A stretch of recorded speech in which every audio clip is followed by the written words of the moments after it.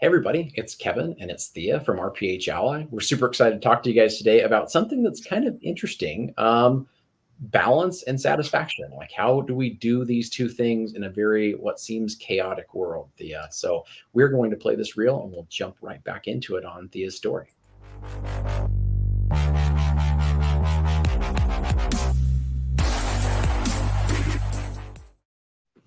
Thea, I've missed you. We had a really exciting and fun RPH Ally moment with the soiree. And so that was amazing. You did incredible. There's so many wonderful speakers. So I'm very thankful with that. And then putting everybody together in one space, I wouldn't say that it was a balance. It was really a cornucopia, of just amazing thought leaders throughout all of pharmacy talking in one kind of world. It was really mind opening. And I'm thankful for a lot of the comments afterwards that folks have given me on, what they enjoyed about it, the speakers and the things that they had never encountered before. So that was really cool. Any takeaways or thoughts? I think the biggest thought I had from it was get more active. We need to stand up and active in the community, get active in our organizations, get active with our schools, and just keep telling people what you're doing, because a lot of the times patients don't even know what pharmacists are capable of, let alone the legislation and the organizations down to the grassroots level. So if you're unhappy, I think starting with getting active and voicing out what's going on in your areas is a great place to start. And that's kind of the biggest piece I took from the soiree. I mean, there was a lot of great information, don't get me wrong, but that's the piece that kind of sunk into me. Yeah, I love that there was some elements of like owning being a star in your niche. Like that is something that I think is really important. And then wildly supporting each other, regardless of what you're doing in healthcare and pharmacy, is just really advocating for each other, and why pharmacists can make a difference is a big piece. But that's one fun thing for us to talk about today is advocating for each other. And sometimes that does help with balance. Sometimes you don't have an advocate or you don't think you do, and you're able to reach out and find out kind of what's going on. And Thea, I know you've went through some of those things in the past. Tell us more about how you found some level of balance. I mean, balance is an ever changing, ever evolving, thought process. Walking that tightrope doesn't mean that you never teeter. It just means you get better at it. Yeah, for sure. It's a work in progress 100% of the time. And I would say, when I realized what was going to fill my cup up, I think that's when I was able to then balance life. When I was working retail, and I don't remember if we talked about it the last time we talked, but I had done just a week of independent retail recently, and for a couple of different independents. And I realized that it hasn't changed. I've been out of retail, like full-time out of retail, for about 10 years, and it hasn't changed. Like the metrics have changed, the people may have changed, the customers not so much. They're still the same customers in all of those locations, and which is great. But I realized that the balance that I was missing before was because the piece of pharmacy what I was choosing to do was not filling my cup up. And when I figured out, and when I stopped life, realistically, I stopped life and said, okay, what is it that's going to fill my cup up? Because that's the piece that if I can fill my cup up of fulfillment for my career again, then I'll be able to balance everything else, whether that's the home front, whether that's, building another household again, whether it's, falling in love again, and all of the things that are capable and possible on the back end of being fulfilled.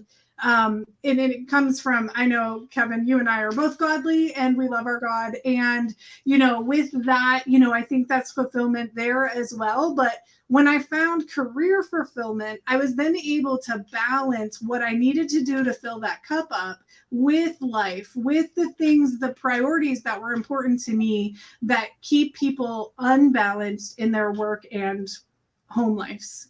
A lot of it is mindset for sure, because you're like so burnt out or so tired of all of the demands that happen to us every single day. And by the time you get home, you just want to sink into the couch and watch mindless television or YouTube clips.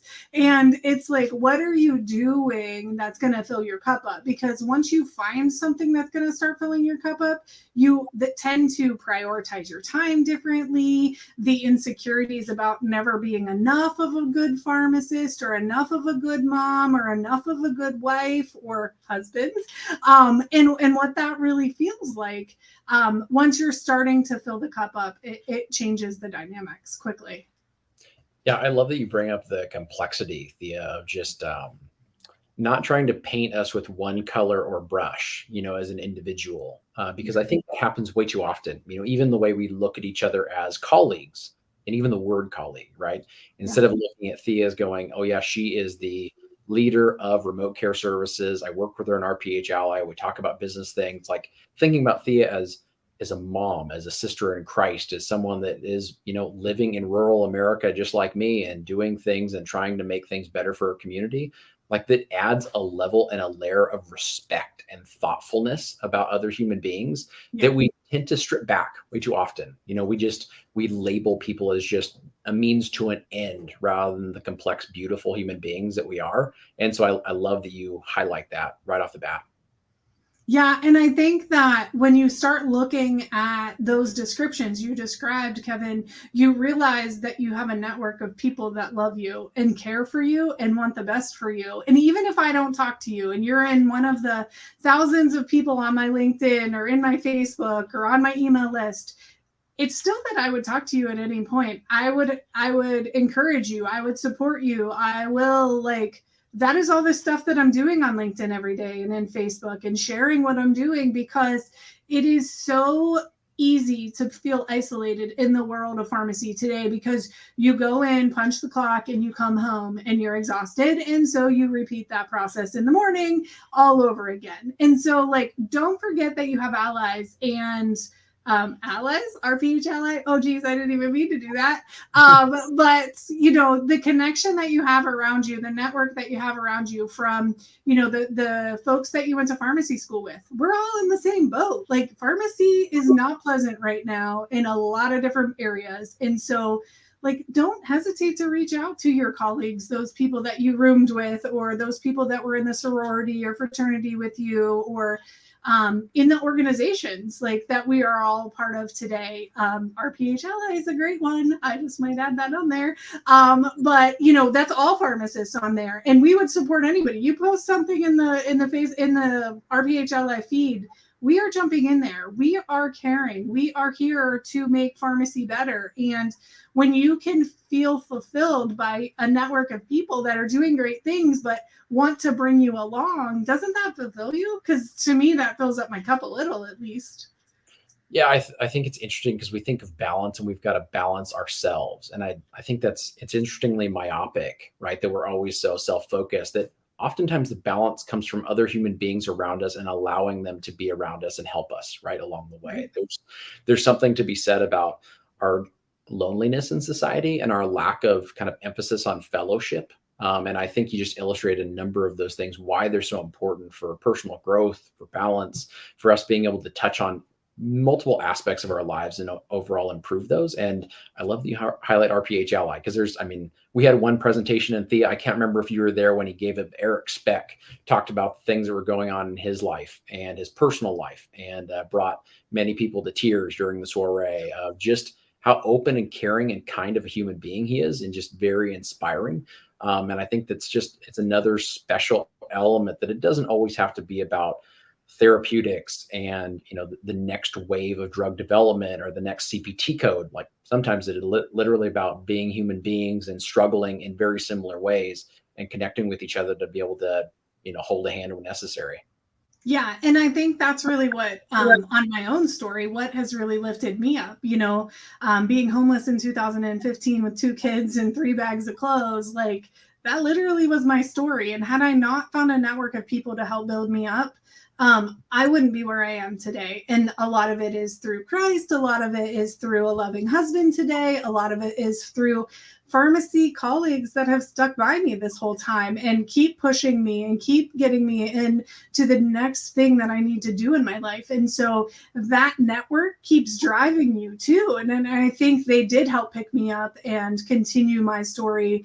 And that's what I hope to share with others, is that we all go through life. Life is part, whether good or bad, it happens to us all. Like we are in the same boat, and sharing that with folks of, okay, so I built a company while I was working full time and I raised 2 babies and 2 giant German Shepherds in the meantime, I can't do that alone. I haven't been able to do that alone. It took mentors, it took a lot of blood, sweat, and tears, and a lot of evening hours. But 5 years later, I have a business that's thriving and moving forward daily. And that's what I want to share with people is life is hard. And if you can't find something that fills up your cup or people to help fill up your cup, when you can't see maybe what's in front of you, because we are short-sighted when it comes to ourselves and what maybe the value we offer to the world. Ask some of your patients what value you add to their life. You'd be surprised what they pick up on. Like they really have so many stories on how each and every pharmacist across the country has helped them in their local communities. Remember those people, because you are making a difference. And if that doesn't fill up your cup and the support of your loving colleagues and friends and family, I'm not sure you picked the right thing, but I hope you do and you stay and get around some of us here at RPH Ally, and even, the mentors that are out there today, from business entrepreneurs to pharmacist entrepreneurs, and the whole gamut is out there to support you to make a better way to fill up your cup than maybe just dispensing, or maybe just the hospital job you have, or any pharmacy job that's out there that isn't filling up your cup today. Right. Yeah, I think there's a lot to unpack with that, Theo. So the first question I'll ask you related to it is, let's say you're just starting out in your career. And I think you almost had a career restart, which is really exciting, right? So you're just starting out in your career, and the level of satisfaction that you're encountering is low, or it's dwindling to a certain extent. When it comes to filling up that cup and finding satisfaction, some people don't have the opportunity, or don't feel like they have the opportunity to do something different, right? They're trying to pay the bills, they're trying to take care of the family, they feel stuck, right, in their current situation. What advice do you have for those folks that are just starting in their career? I think Tim, during the soiree, kind of illustrated this. He said something along the lines of, we have to have a level of financial security to take risks. And sometimes that is a limiting factor for a lot of folks. What's your advice there, Thea, on the balance and satisfaction component? I think when it comes to the finances and trying to figure out how to balance these student loans and what you need to do, and when you find that maybe retail dispensing isn't what you thought it was going to be when we were in school, and you come out and that's the job you have available to you, you take it because you need to pay those bills. But when you realize that it's not filling up your cup, you need to start looking at the personal development, the self-development of what is going to fill up your cup. What part of pharmacy was it in school, or in your rotations, or in your fellowship or residency program that really did fill your cup up? Look back on what you already have done. And even though you're only a few short years out of school, doesn't mean that you haven't seen it or felt it. And look at what that could be for you today. And maybe it's not the same exact thing, because like for me, it was remote MTM. I loved doing it 5 years ago or 10 years ago. And I was like, but I hated some aspects of it. So then I'm like, okay, but I did like this aspect of it. So if I liked the patient engagement without dispensing model, then how else could I look at doing patient engagements? Well, that's where I hit a Google search and started looking for patient care opportunities that were outside of the Board of Pharmacy's realm of what they're saying I can and can't do around dispensing. It's not dispensing, it's caring for patients, and I care. I just don't want to touch anybody, but I care. And, I think that when you look back at what you do like about the experiences that you have had, if you do some digging on what it comes down to, me, it was patient engagement. I wanted to care for patients better and on a monthly basis. So that's where I am today. Wow. Yeah, I think it's an interesting feeling. Like sometimes your cup, like filling it up, like you literally want to give out of the cup to fill it up, right? And so you just mentioned something right there, that you felt a level of dissatisfaction that you couldn't do something you knew that you were more than capable of doing, right? I mean, it's almost like stymieing your greatness. Like you've got something, a gift that you want to be able to give, and when you can't do it, it's difficult. I think, to highlight a few like pharmacy organizations and things that are out there are kind of pushing some edges. CPSN is doing some wonderful things inside of the community pharmacy setting to be able to say, hey, here's some guarantees kind of related to what these pharmacies will be capable of doing within this individual network. I think there are a lot of innovative pharmacy owners that are out there and professionals that are outside of an individual brick and mortar pharmacy system that are leveraging CPAs and clinical affiliations or working in ambulatory care settings. So, Thea and I are both obviously big fans of everything in the RTM kind of realm and chronic care management, for that being said. But there are other avenues for you to be able to flex that muscle and be able to give, the way that you want to. And so I think that's a beautiful highlight overall, Thea. So when it comes to balance today, since we're running up on time for our show, balance today, you and I just talked about it before we jumped on. Sometimes there's too much good. I'll be honest. That's probably what I struggle with the most, right? Is I try to be a good steward of the responsibility that I've been given in the pharmacy community and try to uplift other pharmacists. I don't have a ton of time to be able to connect with them all like I want to. And then there's sometimes frustrations that large associations maybe don't do the same things with some of the elements that they have at play.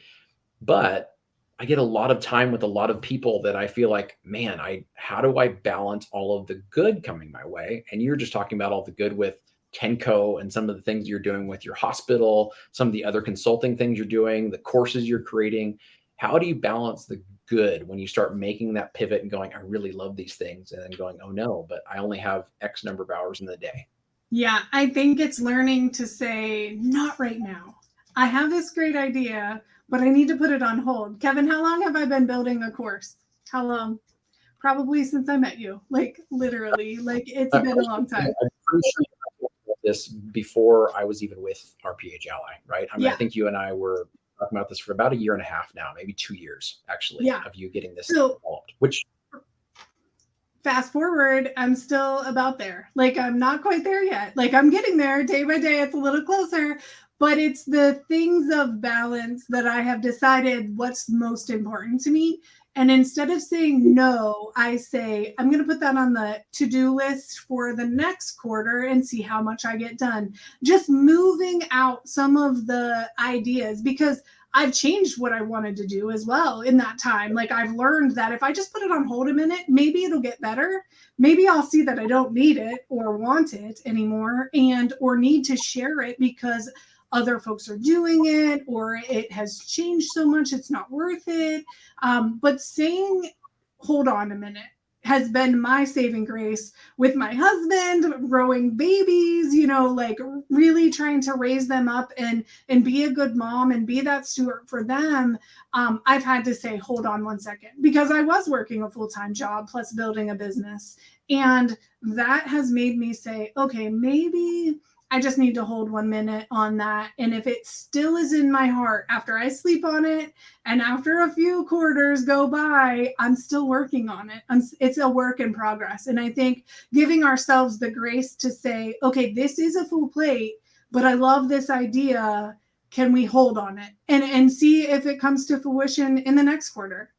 That's been my easiest thing. And I tell Kevin all the time, I'm like, okay, you just need to say no. And it is so hard to do. And I know that it's hard to do. So instead of no, I say not right this minute.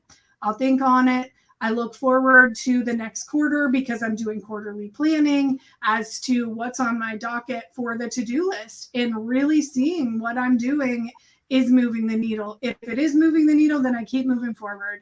And it may take me 2 years, but it's coming. It's exciting. We hear sayings all the time, Thea, like, taking a bite out of the elephant, right? Or just doing little things every day, making it a habit, like habit forming components, or what is it? Atomic Habits is a good book. That's a great book.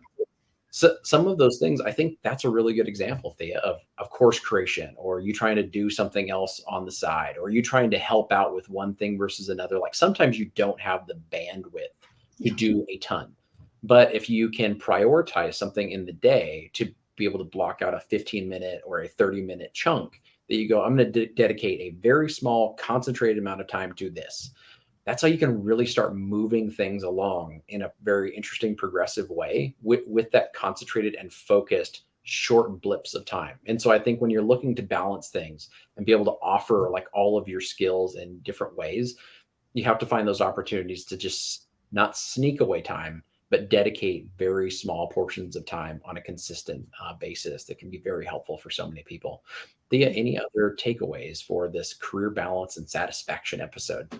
I think making sure that you make your schedule your priority, and saying, no, I'm done for the day when you're done for the day is another big one for the family life. Like for my family, I have to be done by 4:30 because softball, hockey, and a husband await me. So off we go. And I have to stop that. And so for me, making sure that I'm the leader of my schedule and not allowing others to dictate that has made a big difference too. So for the home life, especially, but I'm getting the stuff done and everyone's happy. So it's a great day, and know that everyone at RPH Ally would be more than happy to help anyone trying to fill up their cup or find a piece of pharmacy that can fill up their cup again. We are all here to help and move pharmacy as a profession forward, and get those organizations helping us along the way, and legislation that does the same. So get active and know that we're in your corner. Awesome. No, I love that so much. I think that one piece that I remember encouraging my dear friend very early in our relationship was to own her greatness. Like that is something that if you're an expert in a given field, if you're good, not good, but great at something, just own it, right? Own it in even the smallest of ways on a continual basis and see where it leads you. And I think that can be a really neat thing to going from moderately satisfied to really enjoying what you're doing and what you're offering. So Thea, thank you so much for a wonderful episode today. Everybody, thanks so much for watching. If you have any questions, shoot them over our way. Join RPH Ally. If you want to check out a really cool group of pharmacists getting together and talking about some incredible things happening in that world, we do have recordings for the RPH Ally soiree. So grab those and check them out. Have a good rest of the day, everybody.